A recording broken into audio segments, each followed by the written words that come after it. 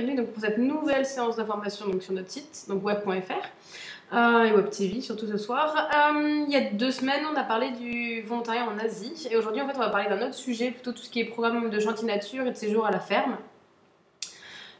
Donc ces programmes en fait sont disponibles toute l'année, bien évidemment ils vont être plus demandés l'été, donc pensez bien à vous inscrire assez longtemps à l'avance si vous souhaitez avoir une place pour ces programmes là quoi. Alors avant de réellement commencer, il faut que je vous rappelle comme d'habitude qu'il s'agit d'une séance info qui se veut la plus interactive possible, donc bien évidemment si vous avez des questions n'hésitez pas à les poser sur le chat, juste sur l'écran, sur la page juste en bas de l'écran. Si on n'a pas le temps de répondre à toutes les questions aujourd'hui, n'hésitez pas à nous les envoyer par email ou à nous passer un petit coup de fil dès demain pour qu'on puisse y répondre directement quoi. Également pour ceux qui ne nous connaîtraient toujours pas, en fait on est un organisme qui propose différents types de programmes à l'étranger. Donc on va faire les chantiers nature, on fait les séjours à la ferme, on va faire aussi tout ce qui est séjour linguistique, des programmes scolaires à l'étranger, le vacances-travail, les programmes au pair, des programmes de protection d'animaux sauvages, le volontariat social, etc. quoi. En plus maintenant avec Web vous pouvez combiner différents types de programmes, par exemple dans le cadre des programmes de World Tour. Alors en fait, concernant les programmes de chantier nature et de séjour à la ferme, en fait si vous êtes globalement en fait sportif, que vous aimez tout ce qui est grand espace, la randonnée, la nature, etc. Dans ce cas-là, le chantier nature va être fait pour vous. Si vous êtes plus intéressé par l'agriculture, l'élevage ou découvrir la façon de vivre des agriculteurs dans un pays, dans ces cas-là, dirigez-vous plutôt vers tout ce qui est séjour à la ferme quoi. Certains programmes de chantier nature donc, sont disponibles par exemple sans cours, mais avec un bon niveau d'anglais ou d'espagnol. Quelques-uns vont proposer des options de cours qui vont vous permettre d'allier entre guillemets l'utile et l'agréable. Par exemple, vous avez le cours et chantier nature au Canada pour vous rebooster un petit peu en anglais, ou alors le cours et chantier nature au Costa Rica, qui vont être possibles, qui vont vous permettre en fait d'allier l'utile, donc prendre des cours et progresser en langue, etc. Et le mettre en pratique aussi derrière dans le cadre d'un volontariat quoi. Également, on pourrait éventuellement vous dire pendant l'entretien, si on estime que votre niveau est un peu faible, qu'il va falloir combiner justement ces cours. Si vous n'avez pas l'intention de les prendre, par exemple au Costa Rica, de faire qu'une seule semaine de cours et d'enchaîner avec du volontariat, du chantier nature, on peut éventuellement vous dire bon, il vous faudrait un petit peu plus de cours que ça pour pouvoir y participer quoi. Alors, sans les cours, sinon les destinations qui sont possibles en fait en chantier nature, ça va être principalement l'Australie, on va faire le Canada, on va faire les États-Unis, mais sur différents sites. Donc il y aura Flagstaff, Santa Cruz sur des programmes de longue durée, mais il y aura aussi Catalina Island, il y a Bryce Canyon aussi, pardon. L'île Maurice, l'Irlande, la Nouvelle-Zélande, et on va faire aussi maintenant un programme d'expédition marine en fait aux îles Fidji. Donc c'est une sorte en fait de chantier nature sous-marin avec des leçons de plongée pour débuter le programme. Donc vous commencez par une formation, que vous ayez ou pas déjà passé quelques grades de plongée quoi. Par contre, le séjour à la ferme, ça va être un programme qui va être toujours proposé sans cours, parce qu'en fait c'est très très difficile de combiner des cours avec ce programme-là, parce qu'on vous demande en général d'être flexible sur vos dates, donc ça va dépendre des besoins, des disponibilités des fermes sur place. Donc c'est difficile de mettre des cours juste avant. Après, on peut aussi mettre des cours. Vous pouvez rentrer en France entre-temps et repartir ensuite sur votre séjour à la ferme. Ça va dépendre de ce que vous avez comme projet, si vous avez beaucoup de temps devant vous, si vous êtes sur une année off, des choses comme ça quoi. Ces programmes vont être disponibles par exemple sur l'Argentine, sur l'Australie, on va le faire aussi en Belgique, au Canada, en Irlande, en Islande, en Italie et en Norvège quoi. Alors en fait, plus précisément, qu'est-ce qu'on va faire dans ces programmes-là? Le chantier nature, c'est vraiment plutôt basé sur la protection de l'environnement, l'aménagement du territoire. Donc ça va être différents types de tâches. Par exemple, aux États-Unis, en Australie, en Nouvelle-Zélande, vous pourriez planter des arbres, tracer des chemins de randonnée, ça peut être réparer des barrières, collecter des graines, défricher des zones, ça peut être nettoyer une plage, etc. Les projets vont vraiment changer assez régulièrement en fait. Quand un projet se termine, on va en débuter un autre. Particularité que vous allez avoir par exemple sur l'Australie, c'est qu'on propose ce projet là aussi sur différentes régions et vous allez pouvoir choisir, si vous partez sur une durée longue, de faire plusieurs régions. Bien sûr, il ne faut pas vous inscrire en dernière minute si vous voulez de la disponibilité sur les régions qui vous intéressent, mais si vous partez sur 12 semaines, vous pouvez très bien faire 3 semaines sur la région de Cairns, une semaine de voyage indépendant pour aller jusqu'à par exemple la région de Darwin pour faire encore 3 semaines là-bas avant de prendre un vol pour repasser sur Sydney, passer 4 semaines par exemple dans la région de Sydney pour faire un chantier nature. Donc là bien sûr ça pourrait fonctionner. Par contre au niveau des projets par exemple sur le Canada, sur le Costa Rica, vous êtes aussi susceptible par exemple de rejoindre des groupes de prévention, de sensibilisation du public par rapport à l'écologie, de la protection de l'environnement, par exemple guider des personnes, des visiteurs dans les parcs où vous serez placés pour leur montrer ce que vous faites, etc., comment vous conservez le lieu. Sur l'Irlande, vous serez plutôt en tant qu'aide à la restauration, en fait, à l'entretien d'un domaine agricole directement sur place. Donc ça va être jardiner, ça va être planter des arbres aussi, ça peut être nourrir les animaux. Sur l'île Maurice, ça va être plutôt protéger les espèces qui sont en voie de disparition et augmenter en fait le taux de population des animaux qui viennent de l'île directement. Donc ça va être les oiseaux, ça va être les chauves-souris, ça va être les tortues, les plantes tropicales, etc., quoi. L'avantage de ces programmes, c'est qu'en fait, vous allez avoir des jours de volontariat, mais aussi des jours de repos qui vont vous permettre d'explorer les environs. C'est toujours pour les chantiers nature des projets collectifs qui vont regrouper un certain nombre de nationalités. Donc, les hébergements par contre vont différer. Vous allez des fois être hébergé sous tente, ou en maison des volontaires, en auberge de jeunesse, éventuellement en bungalow ou des choses comme ça sur l'île Maurice ou le Costa Rica par exemple. Et on vous demandera toujours d'avoir des bonnes notions d'anglais ou d'espagnol, voire déjà un bon niveau d'anglais, un niveau quasiment intermédiaire, voire intermédiaire supérieur. Le but de ça, c'est effectivement d'avoir les compétences déjà pour comprendre ce qu'on va vous demander sur place, mais aussi pour pouvoir vous intégrer au groupe de volontaires internationaux. Parce que si vous êtes le seul à ne pas avoir le bon niveau de langue, vous risqueriez d'être un petit peu en retrait, ce qui ne serait pas profitable en fait pour votre expérience. Également, pour les programmes de séjour à la ferme, les tâches vont vraiment évoluer en fonction du type de ferme dans lequel vous serez placé. Par exemple, sur tout ce qui va être Argentine, beaucoup de fermes vont pratiquer tout ce qui est agriculture biologique, travail avec des animaux, des choses comme ça. Et donc, vous allez avoir des tâches qui peuvent être, par exemple, tout ce qui est lié aux produits laitiers, au pâturage, à l'agriculture, aux légumes biologiques, à la cueillette de fruits, etc. Il y aura plein de tâches qui vont changer. Ce sera pareil sur l'Australie ou le Canada, la Belgique. Hein. C'est des placements qui peuvent être faits sur des fermes d'élevage ou d'agriculture, que ce soit à grande ou petite échelle. Hein. Par contre, pour l'Islande, en général, vous êtes placé par exemple dans une ferme qui pourrait éventuellement pratiquer l'écotourisme.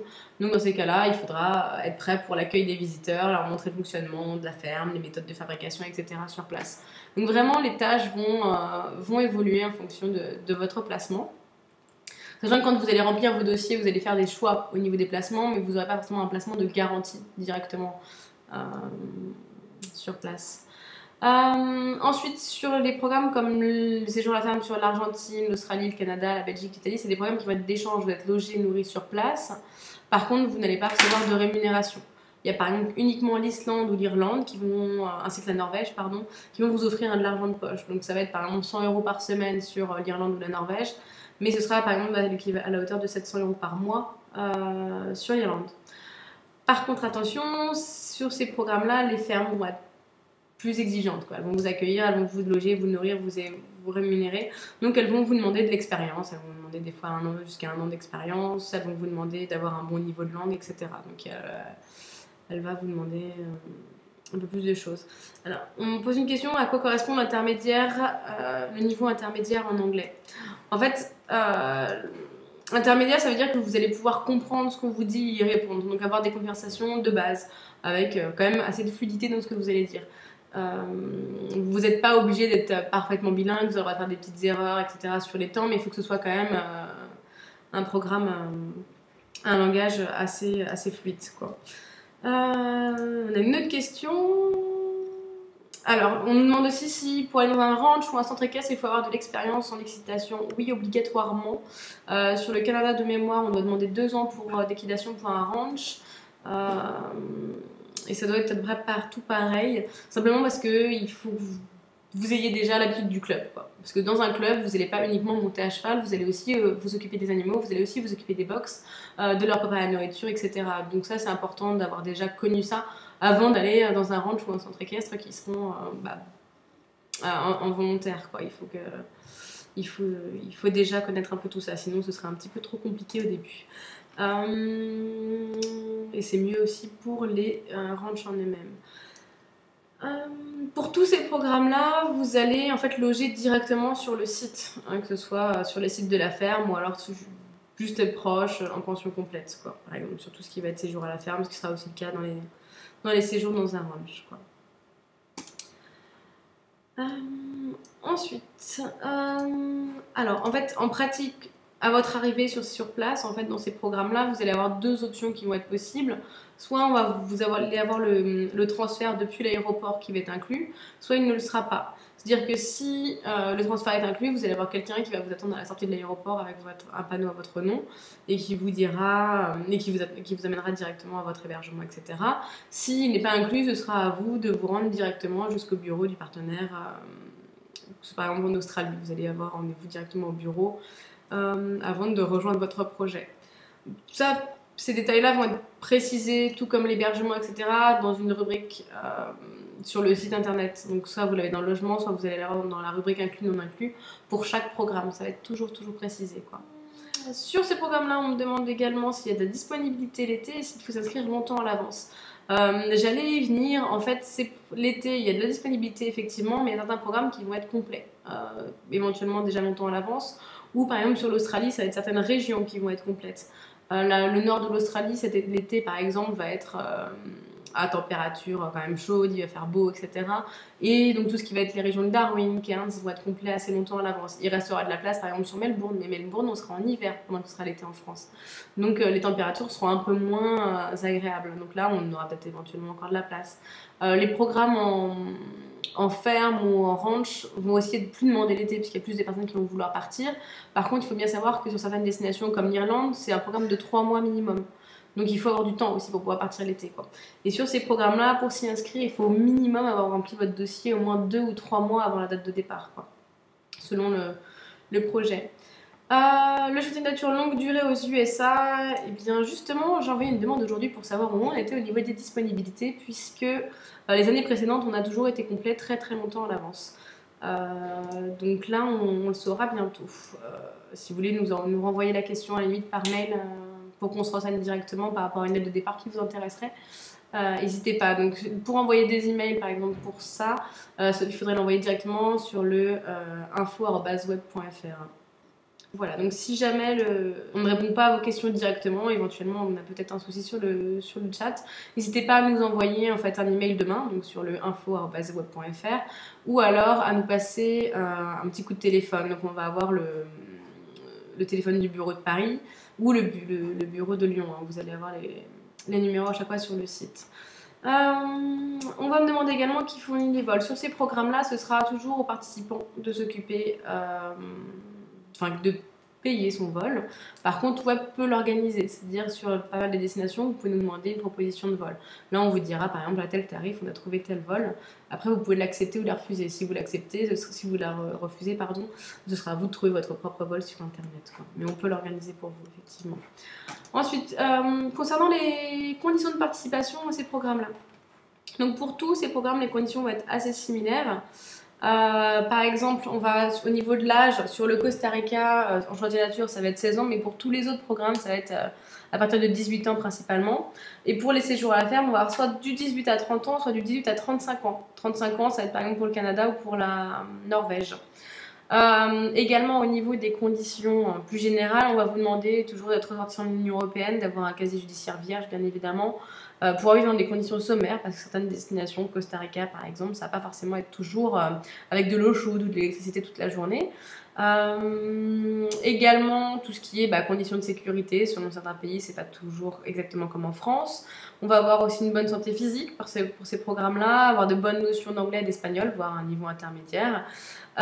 L'Islande va demander en plus le permis de conduire et un an d'expérience professionnelle, donc dans différents types de jobs. Et on va vous demander bien sûr d'avoir votre dossier complet au moins 2 à 3 mois avant la date de départ désirée. Attention, donc ce que je vous disais tout à l'heure, c'est que justement certains programmes seront complets à l'avance. Donc l'idéal, le meilleur conseil à vous donner, c'est vraiment de procéder à votre inscription dès que vous avez vos dates de départ de vacances d'été, pour que vous puissiez bien choisir votre programme. Également, l'avantage, c'est que vous aurez ainsi les billets d'avion qui vont être moins chers si vous les prenez plus longtemps à l'avance, quoi. C'est hyper important que vous ne réserviez pas les billets d'avion avant que vos dates de départ vous soient confirmées définitivement. Parce que des fois, on peut avoir un programme qui était, on va dire, libre une semaine d'avant et la semaine d'après avoir eu des inscriptions qui font que le programme est complet. Donc ne prenez vraiment pas votre billet d'avion avant d'avoir la confirmation définitive. Également pour tous ces programmes-là, n'oubliez pas de prévoir une assurance voyage selon la destination que vous allez choisir. L'Europe, pas forcément puisque vous pouvez demander une carte d'assurance européenne, d'assurance maladie européenne, mais des destinations États-Unis, Australie, Nouvelle-Zélande, etc., l'assurance voyage, c'est obligatoire. Nous, si vous n'en avez pas, on va en proposer deux. On a une assurance de base qui est à 25 € par mois, une assurance étendue qui est à 39 € par mois. Les deux vont couvrir les mêmes postes, tout ce qui va être frais médicaux, frais dentaires, rapatriement, responsabilité civile. Mais ce ne sera pas au même montant de remboursement ni avec les mêmes franchises. Si vous voulez les comparer entre elles, les comparer à d'autres assurances que vous auriez pu trouver en dehors, n'hésitez pas à regarder sur le site, vous avez un onglet conditions générales de vente et assurance tout en bas de n'importe quelle page et vous pouvez télécharger le descriptif exact. On me demande également si vous pouvez partir à deux dans le même projet. Pas partout, par exemple les séjours à la ferme, en général ce ne sera pas possible. Par contre sur les chantiers nature ça peut l'être. Par contre pensez bien que si vous êtes sur si vous commencez à procéder à votre inscription ensemble, par exemple vous souhaitez partir ensemble en chantier nature en Australie, vous remplissez votre dossier, vous passez votre entretien, si vous êtes accepté mais que votre ami ne l'est pas, qu'est-ce que vous allez faire? Est-ce que vous allez choisir de poursuivre votre inscription et partir sans lui ou pas? Parce que par exemple quand on vous refuse un entretien, on va vous rembourser les 65 € que vous avez versés au moment de l'inscription. Par contre, si on vous accepte mais que vous choisissez de ne pas le poursuivre, on va conserver 65 €. Donc après, c'est aussi à vous de voir est-ce que vous allez vouloir malgré tout partir ou pas, etc. Donc ça, c'est une question un peu particulière. Mais techniquement, si vous avez un bon niveau d'anglais, que vous êtes accepté, les motivations sont bonnes pour les deux personnes et pas juste une personne qui souhaite partir et l'autre qui veut la suivre. Et si tout le monde est d'accord pour ce projet-là et tout le monde est intéressé par le projet, pourquoi pas? On me demande si pour le Canada on a besoin du PVT du permis vacances-travail pour un séjour à la ferme ou en chantier nature. Pour le chantier nature, en général non, on va partir sur 4 semaines, donc il n'y aura pas de demande de permis vacances-travail.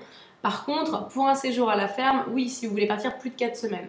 Ça, donc j'allais justement y venir, ça tombe parfaitement bien. Si vous voulez partir 3 mois par exemple sur le Canada, dans ce type de programme-là, il va falloir obligatoirement le permis vacances-travail. Par contre, ce permis, il est soumis à des quotas. Donc chaque année, il y a à peu près 7500 places.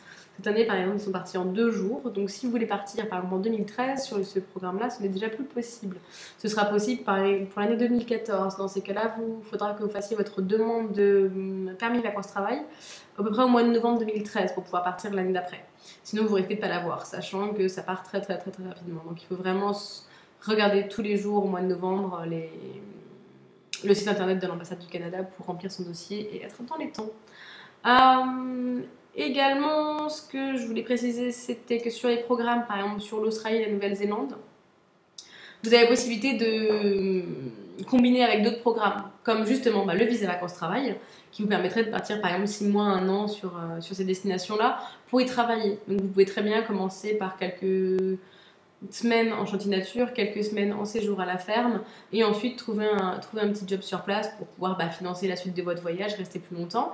Sur cette destination-là, on va pouvoir aussi vous organiser quelques cours de langue si vous avez besoin. Et on peut aussi le combiner avec d'autres programmes sur d'autres destinations.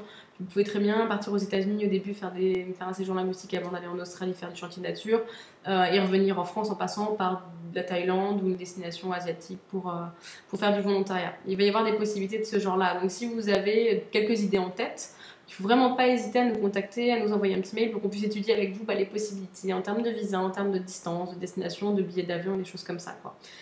Je pense vous avoir tout dit à peu près. Est-ce que vous avez justement des questions? Non, apparemment ça a l'air d'être bon. Donc surtout, n'hésitez pas si vous avez d'autres questions qui vous viennent aujourd'hui, demain ou dans les jours à venir à nous envoyer donc un email soit à info@web.fr, soit nous passer un petit coup de téléphone donc sur les bureaux. Toutes les séances d'information qu'on fait, qu'elles soient en ligne ou qu'elles soient en région, sont annoncées sur notre site internet. Donc on a une rubrique séance info. N'hésitez pas à aller la checker régulièrement et à vous inscrire si vous voulez nous rencontrer directement près de chez vous pour parler de vos projets personnels. Voilà, et s'il n'y a pas d'autres questions, je vais vous laisser et je vous souhaite à tous une bonne soirée. À bientôt.